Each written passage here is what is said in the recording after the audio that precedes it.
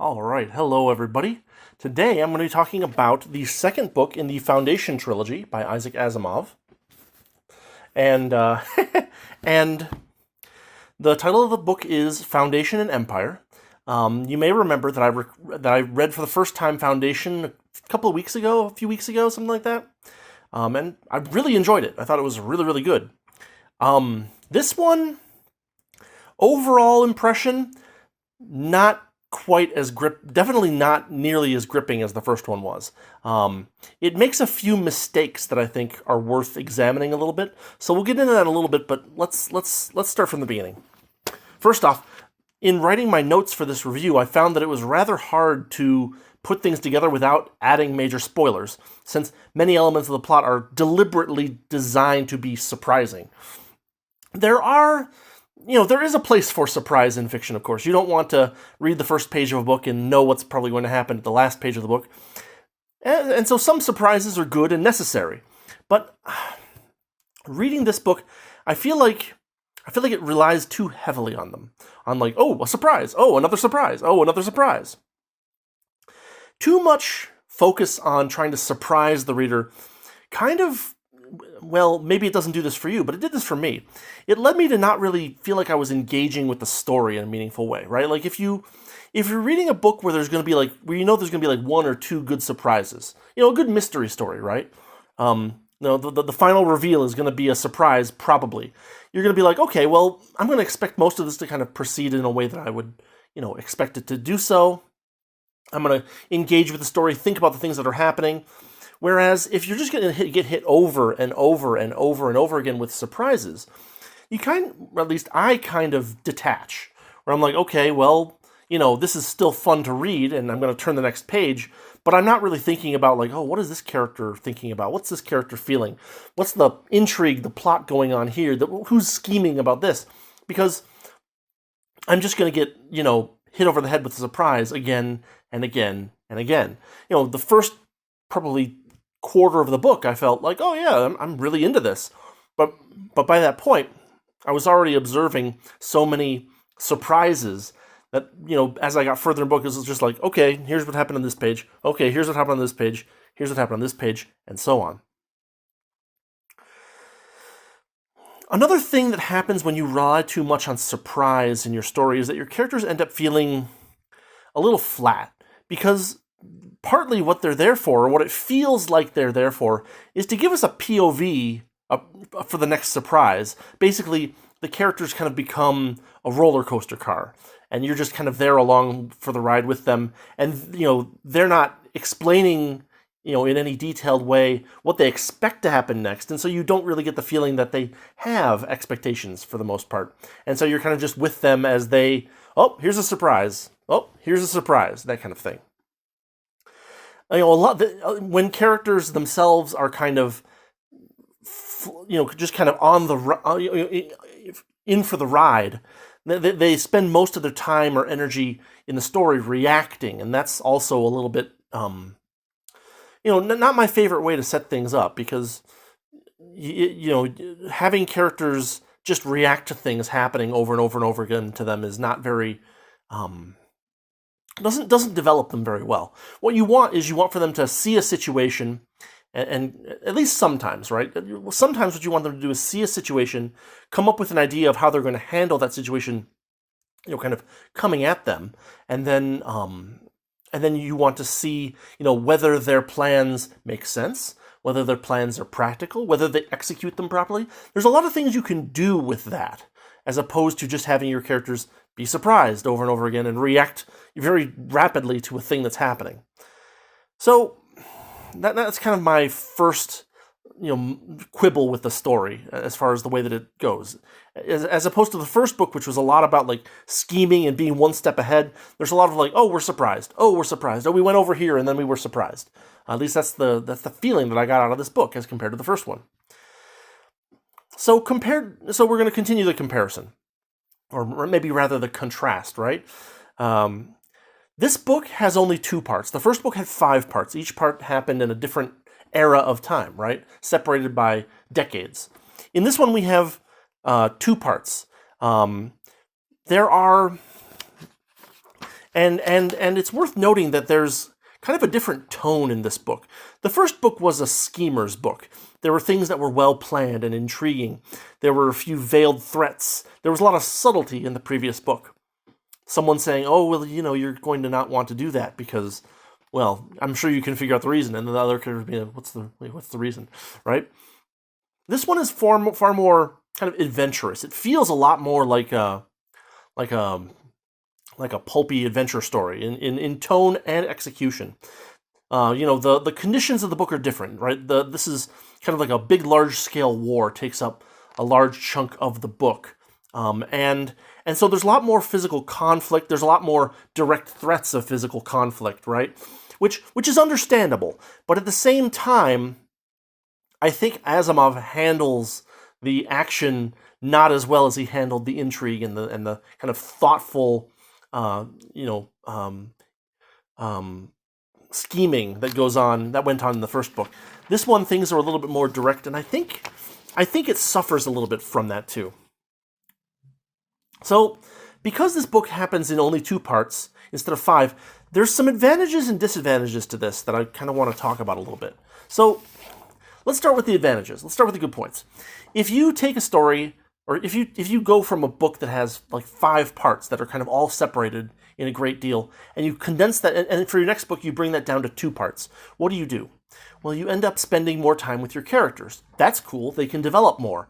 You end up with a more concentrated plot. You can kind of follow, one or a couple of groups of people through a particularly maybe winding plot, and you can kind of concentrate more on how they're thinking about interacting with each element of that plot as it plays out. Things can be more continuous, right? In the previous book, we had these decade-long time jumps, and so characters would kind of jump from... And each part was relatively short. So you get a little bit of character development for a character in part 3, and then he'd pop into part 4, and he'd be a very different person, and that's understandable, but at the same time, when you have a story that's more continuous, you can kind of have these more detailed character arcs. It's something that you can manage to do a little bit more believably when you're with a character for an extended period of time instead of a short time here and a short time there. That gap can be a way to make characters change, which is a good thing to do if done right, but at the same time it means by definition, because there's a gap, right, that you're not getting the reason why the character went from this position to this position as clearly as you would if you saw the entire arc of that movement. So with that said, let's talk a little bit about the disadvantages of concentrating the story relative to the other book. Well, we narrow the world building. In the previous book, we got a lot of really nice touches of like, here is how life was here, and here's how life was 20 years later. Here's the way that, kind of the edges of the empire were falling apart. Now let's move forward a little bit, and we'll see that, not only are the edges of the empire falling apart, but they're kind of being allowed to fall apart. Another disadvantage is that you need to have your characters move through the action, right? If we had, in the previous book, for instance, we had action, over here in the galaxy, and then 20 years later, action over here, and then 30 years later, action over here, kind of thing, right? In this book, and anytime you're telling kind of a long story, you kind of need to show how your characters are getting from point A to point B to point C. You end up using up a little bit of time in transit, and if you're not careful, that time can be kind of wasted, where it's just like, yep, we got in a car and we drove 50 miles, and then we got here, and then we did some stuff, and then we drove another 50 miles, right? What you want to do with that, a good technique for dealing with that, is to have conversations, dialogue, character developing moments in those transit points, right? Have someone doing something while they're kind of on their way. Have them meet something on their way. As I mentioned in an earlier video, you're getting from point A to point B, and you could just have a straight line, or you can add a little S-curve, and you can say, on the way there, this happened. And, it made us kind of think about what we were doing in a different way. It kind of made us, talk to each other about this particular problem that we had. And, that little S-curve could be as simple as, oh, well, our car stalled, right? And we had to get a jump, and there was this guy, and he had this personality, and he was like such and such, and you can make that transit from A to B interesting. And Asimov doesn't do a very good job of that for the most part. It's kind of I mean, I'd almost call it stale. His transit narrative. Another disadvantage of condensing the story into fewer parts is that you get fewer different perspectives. In the first book, we got to see the world from the perspective of Selden himself, from various characters, and each of them had their own particular view of their particular time, view of others in the in their vicinity, things like that. By condensing things, we lose the ability to do that unless you do special techniques, which, generally speaking, Asimov did not do in this book. The other thing that happened in this book that I found a little bit irritating and was kind of a secondary effect of condensing it down to two parts is that we ended up focusing on these more passive characters. I don't know why Asimov did it this way, but basically, in part one, we kind of get this cool like conversation between these two characters, and it's tense, and it's like a little bit subtle, and there's stuff going on under there, and you're like, okay, this is a cool conversation. And then there's kind of a little bit of a time jump, and I don't want to spoil the plot too much, right? I want you to hear this and decide whether you want to read the book, maybe. And for anybody who has read the book, you'll kind of know what I'm talking about a little bit. But later on in that same part, where we end up at is in the point of view of a trader and this patrician guy. Basically, the first part of part one, a general comes to visit a patrician, and they have this very cool back and forth about the general maybe trying to attack the Foundation. Later on, they actually are trying to attack the Foundation, and so the general ends up capturing a trader. And we saw the trader, a person who trades, and that patrician. And most of the point of view for the rest of that part is from these two characters who are kind of under house arrest. And so there's action going on around them, but they don't directly witness much of it.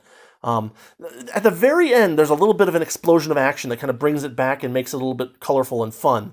But at the same time, there's that kind of lull right in the second third, right, of part one, where we're just kind of like, it's like a narrative of two people that are in a moderately nice prison cell, but they're not seeing that much. They're hearing about things, but they're not seeing that much, and so we don't get to see that much either.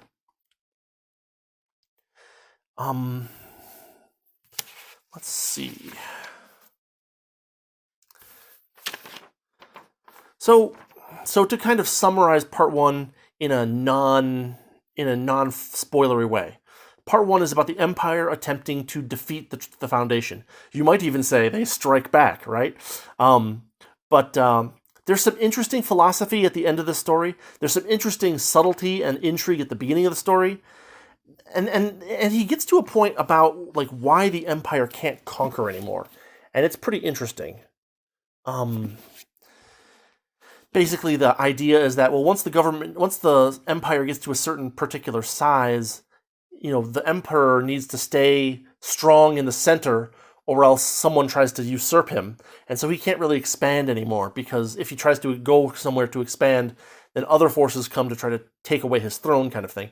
I mean, it's not super well detailed and thought out. It's not like it's like a treatise on political philosophy or something, but it is an interesting little bit of thought that Asimov pops in there that I thought was kind of worth thinking about. The main thrust of part one is that there's an Empire general who's attempting to justify and prosecute a war against the Foundation. It doesn't go well. There's most of the POV is from this trader and this old patrician. An interesting point of world building in this particular part is that we see how the organization of traders, the trading organization, has gotten even further away from the Foundation in the ensuing couple of decades since the end of the first book. Now the traders are kind of their own faction, and the Foundation has become more insular and even more authoritarian. There's some interesting action late in the thing. There's an interesting conversation. I'm kind of repeating myself. Sorry. I I lost my page. But what I will say is that there's one chapter that I found really, really fun and really, really worth reading, just because of how things. And there's even a surprise in this chapter, and it's well done, because there's a chapter titled "Bribery," and so you can imagine what happens in the chapter, but maybe you don't. I thought that chapter had a fun build up, a fun conclusion, and gave me something a little different from what I expected, which was kind of a nice touch. Part one was pretty fun. There was that lull in the middle where they're just kind of like two people under house arrest, as a war rages on outside of them. We get an interesting bit of action at the end where the two guys escape, and they're kind of trying to do a thing. I'll keep it a little bit vague here, but some of the results of that are pretty darn interesting, in fact. What do I not want to spoil? I don't want to say too much about it, but let's just say that they are trying to do something, and they're doing their best to accomplish this without getting captured, basically, because they ran away from this guy who was holding them there, and so they have a bunch of really cool interactions at the capital, Trantor, the capital planet, and things kind of build up, and there's some very interesting stuff, along with some cool chases and escapes and stuff like that. Some narrow escapes and things like that. A very fun ending to that part. Very fun beginning, kind of lull in the middle, very fun ending. Pretty good. Pretty darn good. Part 2 is much longer. Part 1 is like about a third of the book. Part 2 is the rest of the book, the remaining 2/3. We follow characters named Tauren and Beta, and they're kind of going around the galaxy. They start out kind of on a job to do some kind of like light espionage, and the thing basically spirals out of their hands into this kind of galaxy-spanning mission where they're going from point A to point B to point C to point D. They are witnesses to this war that's going on. The part 2 is titled "The Mule," and it's about this character called the Mule's rise to power. And so they end up kind of being not in the war, but next to it a lot. And so they kind of witness things that are happening. They're seeing different fights and different results. They're seeing, turnarounds that weren't expected to happen. They're seeing this planet surrender very quickly and this planet not surrender very quickly. They're seeing the introduction of some new technology and then counters to that new technology. By the way, that's kind of Asimov's, that's as far as Asimov goes with X, then counter X, then counter X, then counter X, that I kind of complained about in the middle of the Lensman series. So there's a little bit of that, but it doesn't. It's so small that it doesn't really affect the story that much. But we get to see tactics, we get to see technology, we get to see the movement on a galactic scale of this new force and how it interacts with the Foundation and stuff like that. We get to see kind of the collapse of the Empire firsthand. So we get to see both Trantor after the Galactic Empire has kind of collapsed, and we get to see kind of the remnants of the Galactic Empire over on a planet that they call Neo Trantor. Not super creative, but there it is. I think that the handling of this kind of decaying capital idea, there's some really cool bits in there about how. Because in the first book, we got this picture of Trantor, which is that it's an entire planet that's covered in metal. It's all buildings. It's all super high tech. And it basically is the center of the Empire, and goods flow into it and laws flow out, right? Asimov came up with a really clever way for the few people who remain alive on Trantor to kind of make their way with the rest of the galaxy. And I thought that was a really nice little touch. I thought that was some really cool world building. It was a really creative use of his previous world building of Trantor itself. And so if you read this book, I hope you'll look for this little tidbit there, and I hope you'll enjoy it too. Again, this part of the book was very heavy on surprises, so I'm trying not to spoil too much. But basically, Tauren and Beta go around, and they go to various different planets as this war between the Mule and the Empire and the Foundation kind of goes on. And, without spoiling too much, we get to see, military attacks on the Foundation. We get to see people who are planning rebellion against the Foundation and kind of change their minds when they discover that this larger conflict is brewing up. We get to see the collapsing of the Empire and how its remnants are acting with regard to themselves and each other. There's some very good world building here. And there's even some kind of neat futurism elements to this part of the story in particular that I think are nice to see. We get some more details on the practical use of hyperspace. We get a few details like, oh yeah, you're kind of, you have to kind of go you have to kind of go and you have to plot your course so that you don't hit anything when you're in hyperspace. If you're near a big gravitational thing, it can knock you out or something like that.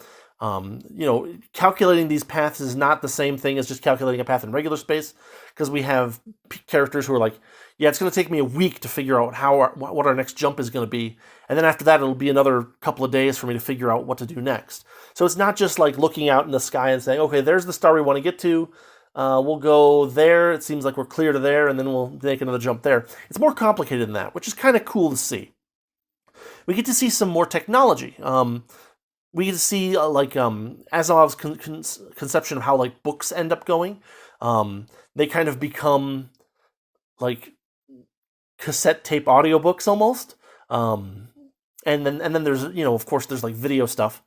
We get to see spaceship meals and how those work, and we even get to see some cultural stuff. There's an instrument called the Visi sonar, which is used as a musical instrument kind of thing. There's one odd point about the futurism of this story, or this set of stories, that I want to point out, and that's the form of money that they use.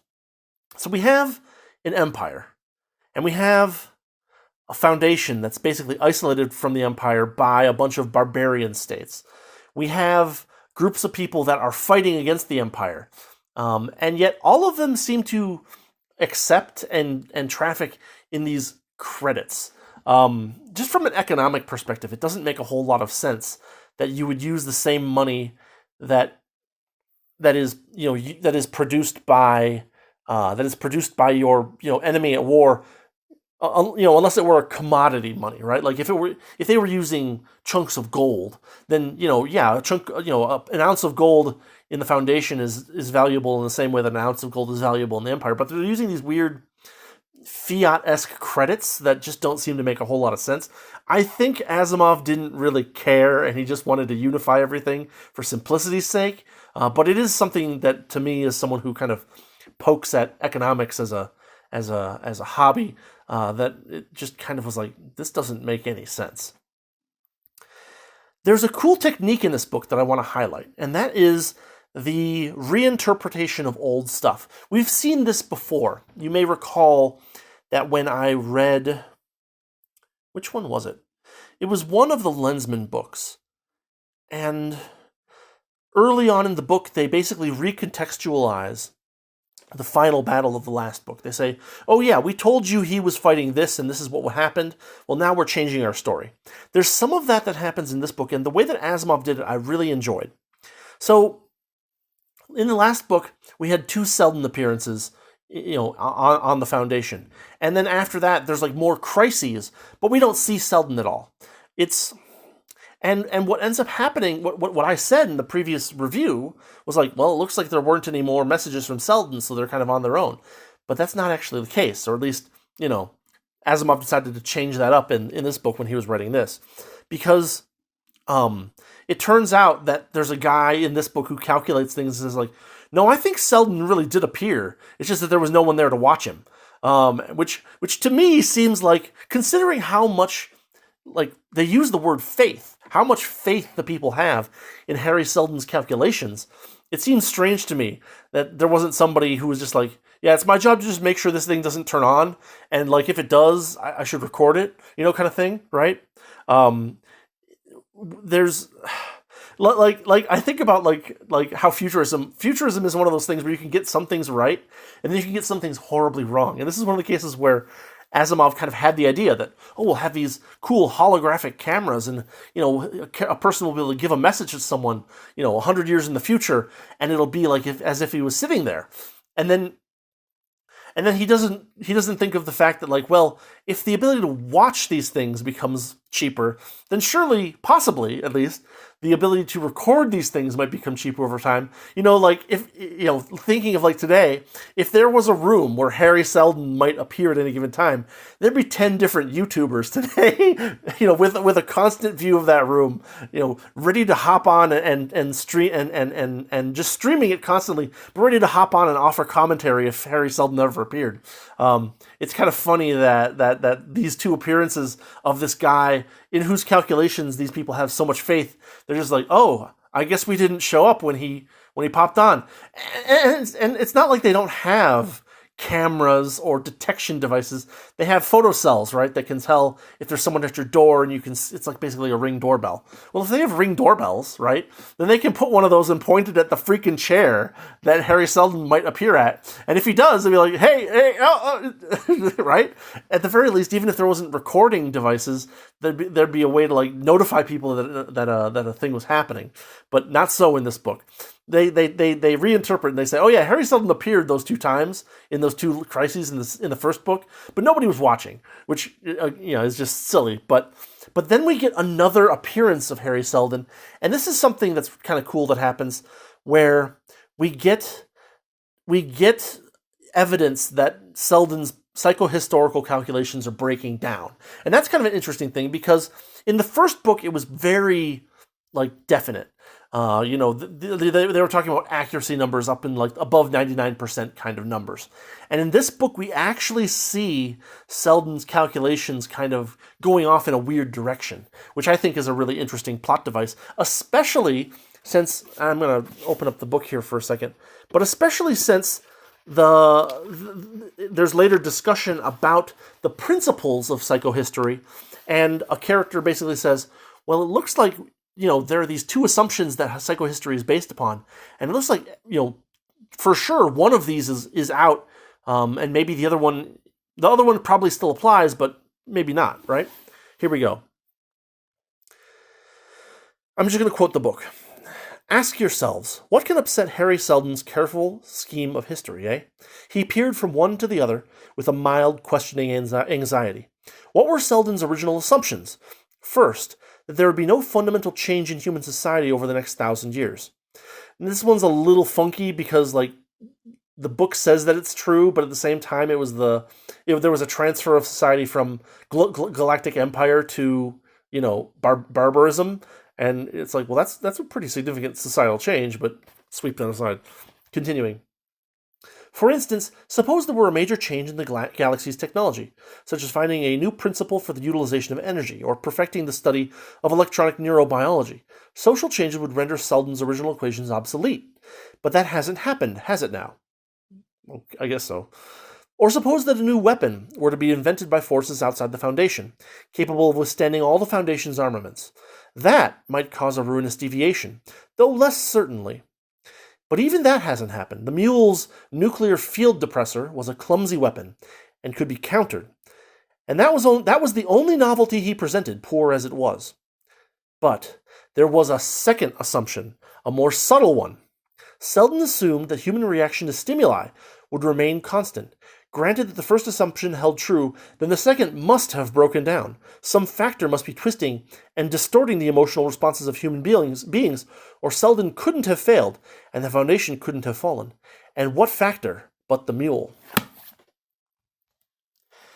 I guess it's worth noting now that we get something kind of black lensman-y in this book. The mule character is said to have mental powers, and we do get an understanding of what that is later in the book, but I'm not going to spoil it.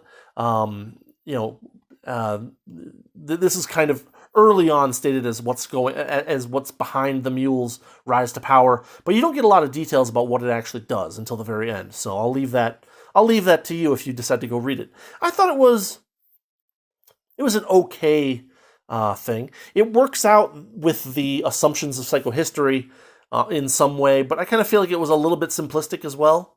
It's like, dude has magic mind powers. It does this. And it's like, well, okay, I guess. It would have been more satisfying, perhaps, if there had been something more subtle or more intricate that messed with Harry Seldon's assumptions, as opposed to just dude with mind powers. That's my opinion. But it did kind of remind me of Lensman and made me smile. So I wonder, I mean, surely at this point Asimov had read the Lensman series, so I guess he decided, oh, throw a little nod there for you. Maybe, something like that. So, all in all, conclusion. I would say this particular book in the series is kind of a mixed bag. You kind of get this along for the ride feeling in most of it, and that's never really like that's not the mood that I usually like to have as a reader. I like to feel like I'm engaging with the story in my mind, right? Like I'm picturing things, as opposed to just being like, oh, I wonder what happens next. Oh, I wonder what happens next. I'm like, oh, this character did this. That's kind of a neat little touch. Oh, there's not enough of that in this book.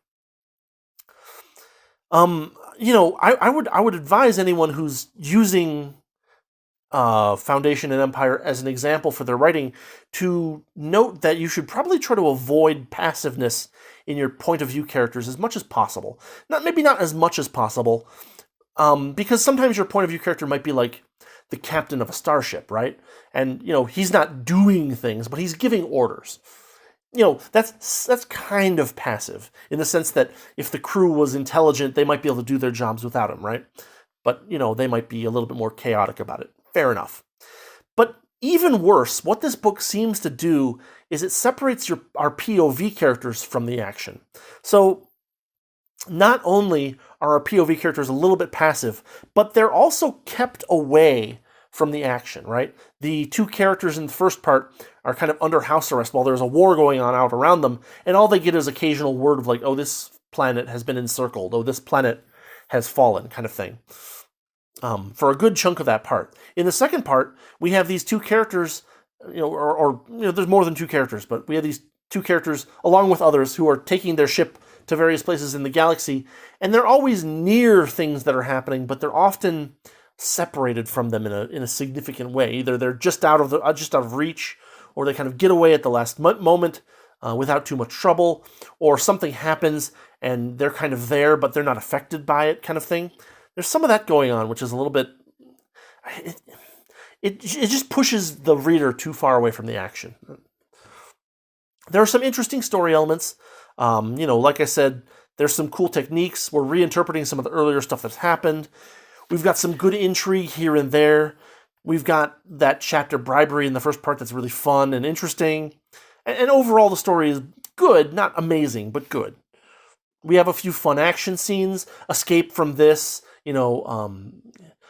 trying to bribe our way through that, getting captured by these guys, escaping this battle just before it happens, being there for the surrender of blah, blah, blah, kind of things like that. It was very cool to see more details about the Empire collapsing. In the first book, we only got to see that kind of from a distance. Again, distance is the problem that Asimov is having. We got to see that the periphery systems were breaking up into their own kingdoms, that they were losing atomic power technology, things like that. In this book, we actually get into the Empire as things are going bad, and we get to see things that are happening. And that part of the book I found very fun and very interesting. All in all, I would say that it's kind of a step down from Foundation, but it is a fairly short book, and so if you want to invest your time into the series, Foundation was really good. This book is mediocre to good, and I still have to see what the next book is going to be like. For me, I'm going to definitely check out the third book. If I didn't like the first one, and then I didn't like the second one, this might be a place to set it aside until maybe I felt like going back to it again. Or rather, you might do that. That is to say, right? If you've read the first book and you're expecting the second book to be a barnstormer of like, holy crap, this is like the first book but way better. That's probably not the impression you're going to get. I hope I've given enough, kind of details without spoilers for you to judge whether this book will be more up your alley. If you like the more actiony things, and if you don't mind being kind of a step away from it and looking at it from a bit of a distance, then you might like this book just fine. It's just that these are particular little issues that I had with it and my impression of the book. I still think that there's a lot of potential for Second Foundation, which is the third book in the series, to be good. But I'm a little worried that Asimov will keep us away from the action again, and I'm hoping that he either gets back to something a little bit more intricate and more interesting, and there's hints in this book that we might actually get a really cool cerebral third book, right? But at the same time, the trend is not great in the sense that, like, he might put us in the shoes of somebody who's, in a in a bubble somewhere and hears through newspapers about what's happening in the universe. I hope not. So that is my review of Foundation and Empire. Gonna check out the third book soon. But before I do that, I think I might go read some Heinlein or something. That sounds like fun. As for later this week, I will probably be doing a video or maybe even two on my upcoming book, and I'm gonna try to kind of explain what my motivation was in writing it and what niche I wanted it to fill, and like what desires I have for science fiction that I think a lot of like really, really, really modern science fiction is kind of failing at. And so I'll have more on that in a couple of days or something like that. But until then, I hope you have a good week. Thanks for watching. Thanks for listening. If you like what I'm doing and you want to support the channel, you know what to do. And yeah, I will catch you all next time. Have a good week, everybody.